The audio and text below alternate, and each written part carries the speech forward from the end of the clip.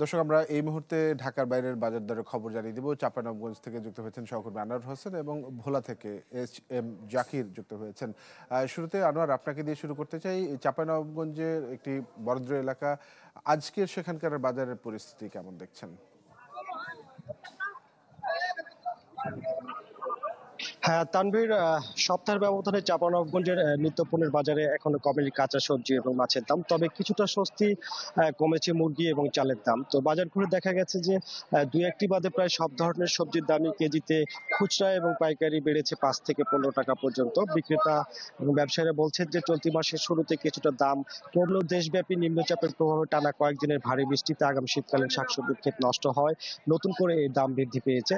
তো আজকের বাজার ঘুরে আমরা যেটি লক্ষ্য করেছি যে বাজারে সবচেয়ে কম দামে যেটি পাওয়া যাচ্ছে সেটি হচ্ছে পেঁপে, যা খুচরা প্রতি কেজি বিক্রি হচ্ছে 15 থেকে 20 টাকা। তবে বেগুন, ফুলকপি, শীতকালীন পাতাকপি, টমেটো, শিম, গাজর সহ কাঁচা মরিচ, বেশ কয়েকটি সবজি এখনো 50 থেকে 150 টাকার মধ্যে বিক্রি হচ্ছে। ফলে সরবরাহ থাকলেও বাজার পুরোপুরি স্বাভাবিক হয়নি। এছাড়া সবজির মতো যদি বলি যে মাছের বাজারে অস্থিরতা রয়েছে। পুকুরে চাষকৃত রুই, কাতলা, তেলাপিয়া এবং সিলভার কাপের দাম কেজিতে 30 থেকে 50 টাকা বেড়ে এখন বিক্রি হচ্ছে 220 থেকে 500 টাকার মধ্যে। যদিও দেশি ছোট মাছ, বাঁশপাতা, ট্যাংরা, শিং কিছুটা কম দামে পাওয়া যাচ্ছে 500 থেকে 1,500 টাকার মধ্যে, যা গত সপ্তাহ ছিল 800 থেকে 2,000 থেকে 2,500 টাকার মধ্যে। আর ইলিশ মিলছে প্রকারভেদে 1,200 থেকে 2,600 টাকায়। তবে সামনে চাষের মাছের দাম কিছুটা কমবে বলে আশা করছেন ব্যবসায়ীরা। এছাড়া গরু এবং খাসির মাংসের দাম অপরিবর্তিত থাকলেও মুরগির বাজারে রয়েছে কিছুটা স্বস্তি। সব ধরনের মুরগির দামই কেজিতে কমেছে 10 থেকে 20 টাকা। ব্রয়লার বিক্রি হচ্ছে 145 থেকে 150, সোনালী 230 থেকে 240, আর প্যারেন্টস 250 থেকে 260 টাকায়। এছাড়া চালের বাজারেও কিছুটা স্বস্তি ফিরেছে। মাস দুয়েক ধরে বাড়তি যে দাম ছিল সেটি কেজিতে 5 থেকে 6 টাকা কমেছে। তো সব মিলিয়ে বাজারে কিছু পণ্যের দাম কমলেও ক্রেতারা বলছেন যে নিয়মিত বাজার মনিটরিং না থাকায় নিত্য পণ্যের দাম এখন নাগালের বাইরে। ফলে বাজারে স্বস্তি না ফেরায় ক্রেতাদের ভোগান্তি রয়ে গেছে আগের মতোই। জি Tanvir.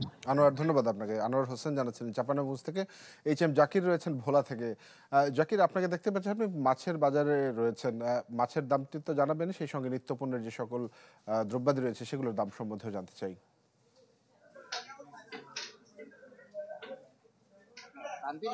Furniture just smarter. JMG Furniture. আপনি যেমনটা বলছিলেন যে মাছের বাজার বলতে যদি আমি ইলিশের বাজার সম্পর্কে একটু ধারণা দিতে চাই, সেটি হচ্ছে শীত মৌসুম আসার সাথে কিন্তু নদীতে অনেকটা নাব্য সংকট দেখা দিয়েছে। সঙ্গত কারণে কিন্তু ইলিশের পরিমাণটা অনেকটাই কমে গেছে। আমি সকাল থেকে নদীর বিভিন্ন মাছঘাট ঘুরে দেখেছি, ইলিশের পরিমাণটা এতই কম। সঙ্গত কারণে আমি এই মুহূর্তে রয়েছে ভোলার পৌর এলাকার যে মাছ বাজারটি রয়েছে ঠিক সেই বাজারে এসেছি। কেননা এখানে বিভিন্ন জায়গা থেকে ইলিশ নিয়ে আসে জেলেরা এবং পাইকাররা, এমনকি বিক্রেতারা এখানে এনে ইলিশ বিক্রি করে। আমি এখানে এসেও ঠিক একই অবস্থা দেখতে পাচ্ছি। এখানে ইলিশের পরিমাণটা একেবারেই কম, কিন্তু অন্যান্য মাছের পরিমাণ বেশি।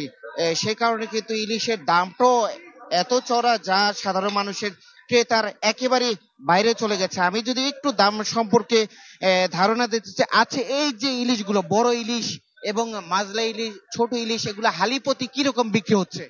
এই সাইজের ইলিশ বিক্রি হচ্ছে 1500 টাকা, 1300 টাকা কেজি হালি ব্যাগ বিক্রি হচ্ছে। এক হালি 1 কেজি 100 গ্রাম হয়, 1 কেজি 200 গ্রাম, এটা 1500 টাকা হালি।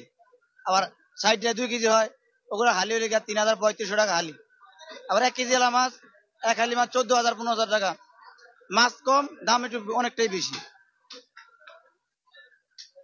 তানভীর, যেমনটি শুনছিলেন, আসলে ইলিশের পরিমাণটা কমে যাওয়ার কারণে কিন্তু বাজার মূল্য অনেকটাই চড়া। সাধারণ ক্রেতাদের এক কথায় বলতে গেলে ক্রয় ক্ষমতার বাইরে। তাছাড়া যে শাকসবজি বা অন্যান্য কিছু শীতের কারণে ভোলার বাইরে। জি জাকির, ধন্যবাদ আপনাকে।